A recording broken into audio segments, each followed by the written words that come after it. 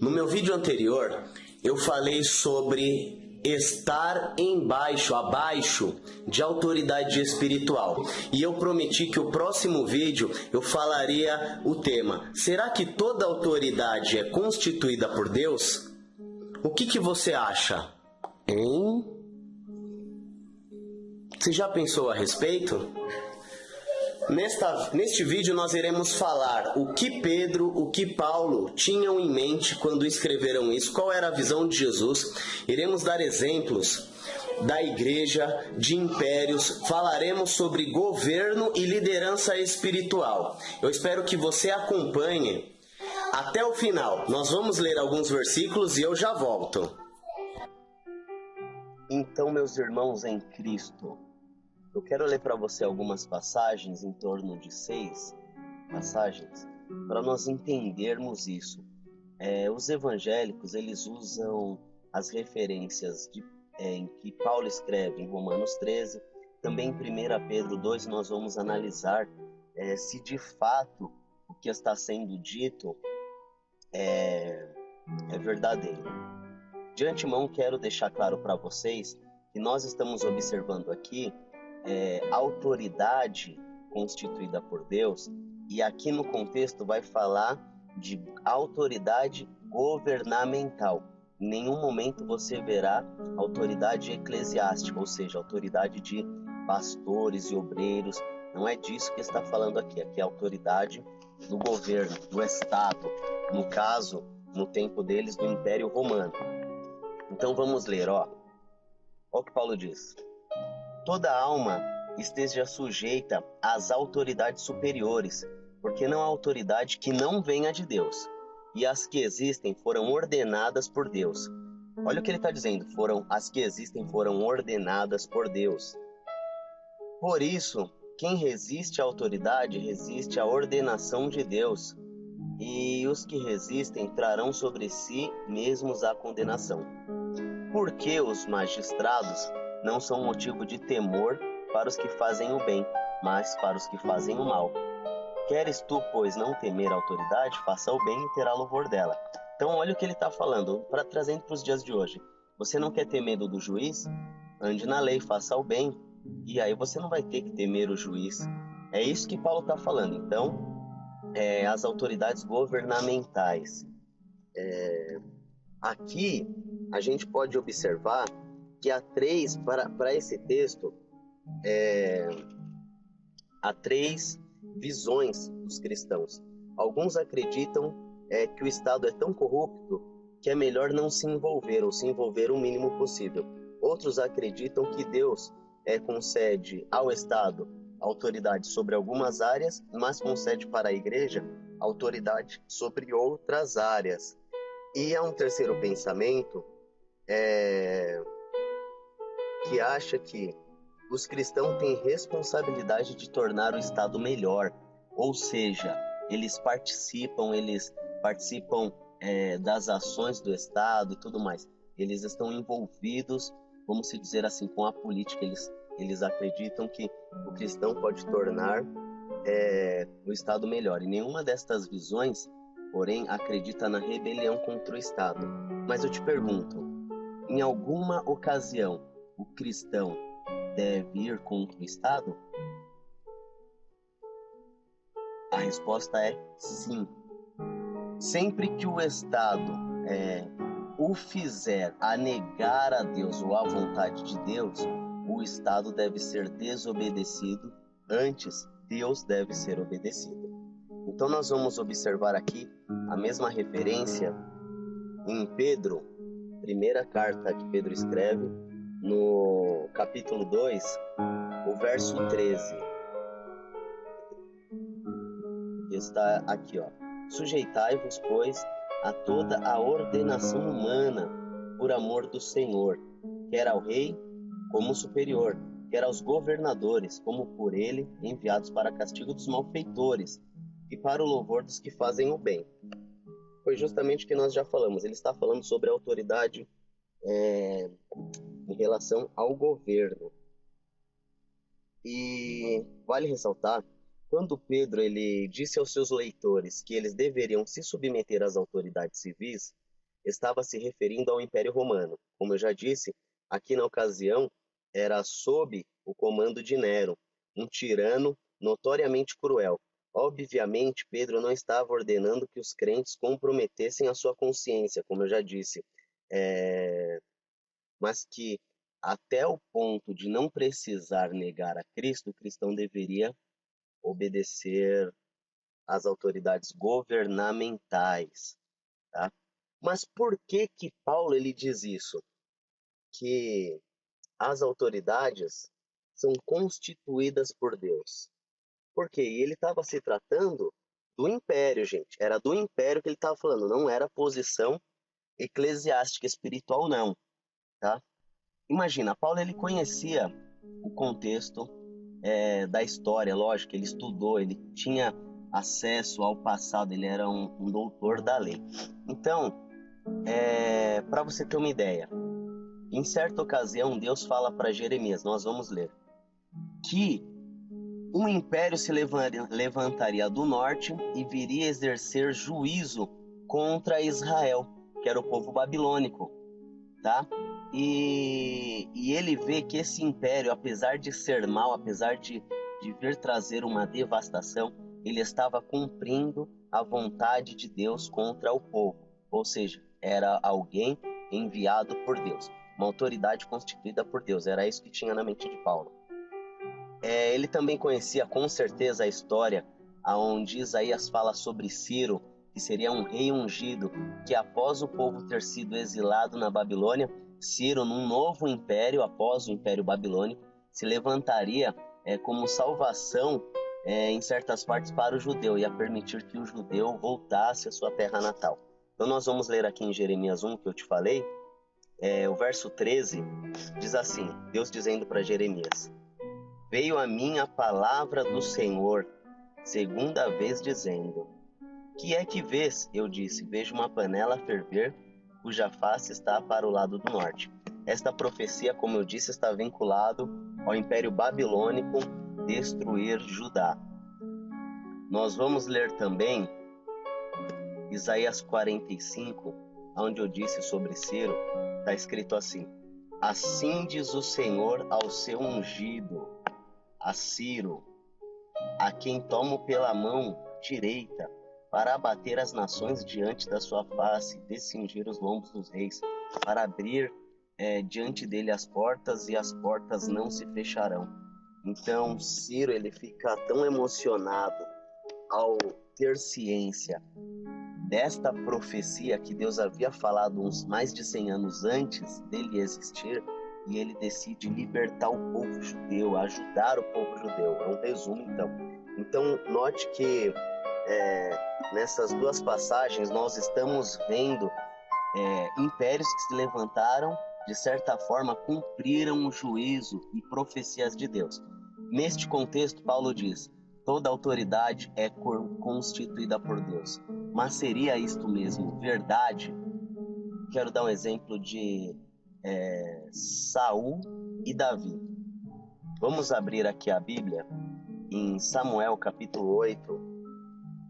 Eu vou ler com vocês o verso 5. 1 Samuel 8 diz assim, o povo dizendo para o profeta Samuel, presta atenção, aqui o povo de Israel não tinha rei,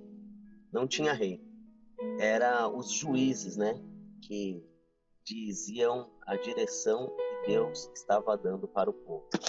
Então eles disseram, eis que já está velho, os teus filhos não andam pelos teus caminhos, Samuel.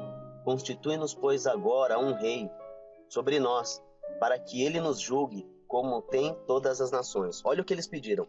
Como tem todas as nações. Nós queremos ser igual às outras nações. Queremos um rei. Olha o que Deus diz no verso 7, tá? E disse o Senhor a Samuel, ouve a voz do povo em tudo, quanto te dizem, pois não te tem rejeitado a ti, antes a mim me tem rejeitado, para eu não reinar sobre eles. Se você quiser ler depois o capítulo inteiro, eu vou pular aqui para a gente ganhar tempo, E olha o verso 18, o que está querendo. Então nós estamos vendo que o povo escolheu um rei e eles queriam igual um modelo que eles conheciam das outras nações. Olha então o que o profeta diz. Então naquele dia clamareis por causa do vosso rei, que vós houverdes escolhido, mas o Senhor nos ouvirá naquele dia. Quem escolheu esse rei? Foi Deus? Não. Quem escolheu foi o povo, que vós houverdes escolhido. Isso equivale para nós nos dias de hoje, se falarmos da democracia, quem é que escolheu o Fernando Henrique, o Lula, a Dilma? Foi Deus que constituiu essa autoridade? Indiretamente, como nós vamos ver, Deus ele deu autoridade, tá? Para Adão governar a terra e a sua descendência. Então Deus determinou isso para o homem governar. Então Deus não ia manipular o ser humano, a criação, como uma marionete, mas ele iria deixar que o homem conduzisse o mundo segundo a sua inteligência. Tá? Então quem escolheu Fernando Henrique, Lula e Dilma? Foi o povo. Tá? Então Deus diz para nós respeitarmos essa autoridade que indiretamente foi Ele que permitiu, Ele que deu a vida, Ele que deu o livre-arbítrio, Ele que deu o direito ao homem governar, então indiretamente Ele constituiu essa autoridade. Não significa que é a vontade de Deus, que seja a vontade de Deus. Não significa isso, tá bom? Agora vamos ver o que Deus fala quando escolhe Davi. 1 Samuel 16. Então disse o Senhor a Samuel: até quando terás dó de Saul, havendo eu rejeitado, para que não reine sobre Israel? Enche um chifre de azeite e vem, enviar-te-ei a Jessé, o belemita, porque dentre os seus filhos me tenho provido de um rei. Então aqui nós vemos que Deus vê o povo que era um rei. Então ele falou, agora eles queriam um povo segundo as suas concepções e eu dei, foi um fracasso. Agora eu vou eleger um rei. E ele escolhe Davi, nós não vamos entrar neste mérito, que todos conhecem a história de Davi, um grande rei. Dele veio a descendência, né, da onde nasceria o Senhor Jesus Cristo. Tá ok? Então vamos dar continuidade ao estudo. Observe, nem toda autoridade é constituída por Deus. Mas nós falamos agora somente sobre governo, tá? Governo humano. Mas vamos verificar um exemplo para falar sobre governo, autoridade eclesiástica. Pessoal, então agora nós vamos falar sobre autoridade espiritual. Nós vimos sobre autoridade governamental, que não é bem assim, tudo constituído por Deus, tá? Diretamente. Então, espiritualmente dizendo, será que é? Será que aquele pastor, será que aquele líder, será que aquele obreiro, será que aquele presidente, tá? De determinada instituição religiosa é de fato constituído por Deus e deve ser acatado as suas palavras como se fossem leis? Então, essa é a minha preocupação com você, meu irmão. Vamos observar. Para mim falar sobre esse texto aqui em João 18, eu preciso que você entenda algo. Que nós vamos falar sobre o sumo sacerdote. Na época de Jesus existiam dois, tá? Dois sumos sacerdotes. Para você entender, o sumo sacerdote, ele deveria vir da linhagem, uma descendência direta do irmão de Moisés, Arão. Então, na época de Jesus, haviam muitos descendentes diretos de Arão. Tá? A concorrência era grande. No momento, Anás havia sido elegido segundo a tradição judaica como sumo sacerdote. Mas o que houve? Chegou o Império Romano com o seu domínio, seu poderio, suas manobras políticas. E nesta situação aqui nós vamos ler que quem é o sumo sacerdote é Caifás. Em todas as outras passagens que fala sobre Caifás nos evangelhos, vai relatar ele como sumo sacerdote. Mas isso era um grande erro. Por quê? Uma vez sacerdote para sempre, até que a morte chegasse para a pessoa, porque era um cargo vitalício. Então entenda isso. Ninguém poderia deixar de ser sumo sacerdote. O sumo sacerdote era a maior autoridade espiritual. Para os católicos é o Papa. Para os judeus, para você entender, é o sumo sacerdote, tá? Então nós vamos ver essa passagem aqui. João 18:13. E conduziram-no primeiramente a Anás, por ser sogro de Caifás, que era sumo sacerdote daquele ano. Repare este detalhe, daquele ano. Por que daquele ano? Por que isso está escrito? Se você tiver acesso, existe um livro chamado A História dos Hebreus, de Flávio Joséfo, onde ele vai falar, na página 829, no ano, para os romanos, no ano 766, tá? Que era o ano segundo os romanos, que naquela época já havia sido deposto e colocado vários sumos sacerdotes no lugar de Anás, tá?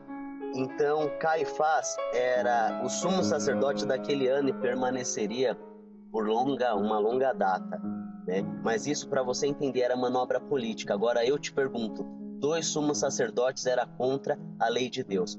Foi constituído por Deus essa autoridade? Foi constituído por Deus essa autoridade espiritual? Obviamente que não. E eu vou te dar uma referência para você entender do que eu estou falando. Nós vamos abrir em Atos capítulo 4 para você entender que os judeus ainda consideravam Anás sumo sacerdote. Quer ver o que eu estou te falando? Atos 4, ó. Não muito tempo depois da morte e ressurreição de Jesus. Então, Atos 4, capítulo 6, diz o seguinte: E Anás, sumo sacerdote, e Anás, o sumo sacerdote, e Caifás, e João e Alexandre, todos quantos havia da linhagem do sumo sacerdote. Ou seja, para você entender, eu estou te dando então uma referência de que naquela ocasião existiram vários sumos sacerdotes contra a vontade de Deus, e o povo deu ouvido, porque temiam um império. Mas eu te pergunto, era a vontade de Deus? Era constituído por Deus? Não. Se pergunte, aonde você frequenta? O líder não se parece com Jesus, o pastor, o obreiro não se parece. É constituído por Deus? Se produz os frutos de Deus? Se não produz, não é constituído por Deus, tá? Mas vamos dar início aqui, vamos ler um outro trecho muito interessante, onde nós vamos ver que Jesus fala sobre o verdadeiro líder e o falso líder. Acompanhe comigo. Pessoal, isso é muito sério. Olha o que Jesus vai nos ensinar, que há anos, desde que eu me converti, desde que você se converteu, você escuta isso errado. João capítulo 10. Jesus dizendo: na verdade vos digo que aquele que não entra pela porta no curral das ovelhas, mas sobe por outra parte, é ladrão e salteador. Aquele, porém, que entra pela porta é o pastor das ovelhas. A este o porteiro abre, as ovelhas ouvem a sua voz, e chama pelo nome as suas ovelhas e as traz para fora, e quando tira para fora as suas ovelhas, vai adiante delas, e as ovelhas o seguem, porque conhecem a sua voz. Olha o que Jesus está falando. Ele está falando de uma intimidade do pastor, do verdadeiro pastor com a sua ovelha, tá? Agora olha o que ele diz, olha que contraste. Mas de modo nenhum seguirão o estranho, antes fugirão dele, porque não conhecem a voz do estranho. Jesus disse-lhe esta parábola, mas eles não entenderam o que era que lhes dizia. Tornou, pois, Jesus a dizer-lhe: em verdade vos digo que eu sou a porta das ovelhas. Vamos descer um pouco. Todos quantos vieram antes de mim são ladrões e salteadores, mas as ovelhas não os ouviram. Então ele está falando de pessoas que vieram antes dele e se passaram por Messias. Olha o que ele continua dizendo: eu sou a porta. Se alguém entrar por mim, salvar-se-á, entrará e sairá e achará pastagem. O ladrão não vem senão a roubar, matar e a destruir. Eu vim para que tenham vida e a tenham com abundância. Eu vou te fazer uma pergunta. Quem veio para roubar, matar e destruir? Me responda rápido agora. Você falou o diabo, né? Jesus aqui não está falando que é o diabo.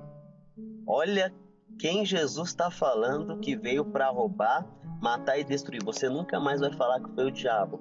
Ó, o ladrão não vem senão a roubar, matar e a destruir. Eu vim para que tenham vida e a tenham com abundância. Eu sou o bom pastor dá a sua vida pelas ovelhas. Mas o mercenário, o que não é pastor, de quem não são as ovelhas, vira o lobo e deixa as ovelhas e foge, e o lobo as arrebata e dispersa as ovelhas. Ora, o mercenário foge porque é mercenário e não tem cuidado pelas ovelhas. Até aqui basta. No contexto, Jesus está chamando de ladrão o mercenário, aquele que quer cuidar do rebanho por dinheiro. Jesus chama esse camarada de ladrão e diz que ele veio para roubar, matar e destruir.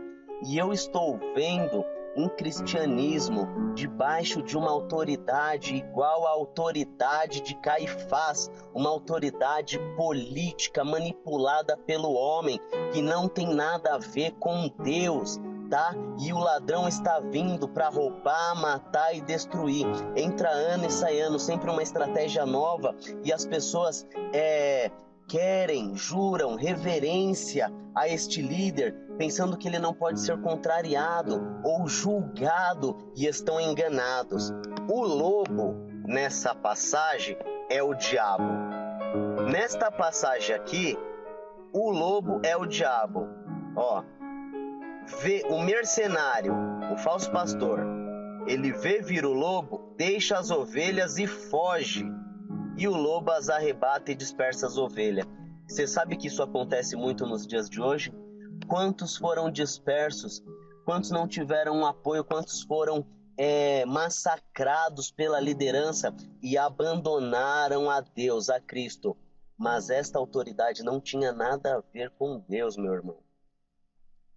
Continue comigo no vídeo. Eu vou finalizar agora, tá bom? A essa altura, eu espero que tenha entendido que a autoridade é indiretamente constituída por Deus, através da sua permissão para governar a terra, quando Deus deu isso ao homem através de Adão. Mas eu quero que você reflita nas palavras de Pedro, quando ele disse para o maior líder espiritual entre os judeus, o sumo sacerdote. Atos 5:29, diz Pedro: mais importa obedecer a Deus do que aos homens. E eu quero entrar numa questão com você. Por que será que está surgindo tantas igrejas, tantas denominações? Você sabe por quê? Eu te respondo. Eles querem o direito de controlar, de liderar, de manipular. Eles querem o dinheiro. Virou uma indústria, virou um comércio. É a indústria gospel. Você pode observar uma igreja como a Assembleia de Deus, já vende a unção. Você pode pagar para ser ungido. As igrejas neopentecostais, Universal, Mundial e Plenitude, basta você chegar lá com um pouco de oratória e convencer as pessoas a fazerem votos, você alcançará um cargo de liderança. As pequenas igrejas estão indo pelo mesmo caminho, pois a base é a mesma. Cada um busca os interesses do seu próprio CNPJ. Por que um não pode pregar na igreja do outro? Por que um tenta derrubar o outro em vídeos, em plena televisão? Abre o teu olho, cristão. Questione, opine e observe. Se não for igual a Jesus, está errado. Eu vou dizer que essa autoridade é constituída por Deus? Balela. Nós queremos dar apoio a todo cristão, Se você gostou e quiser receber mais vídeos, nós iremos iniciar futuramente um curso totalmente gratuito falando sobre o Senhor. Se inscreva e dá um joinha e compartilha. Se você acredita no Evangelho, divulgue nas redes sociais o nosso canal. Um abraço, Deus abençoe a todos.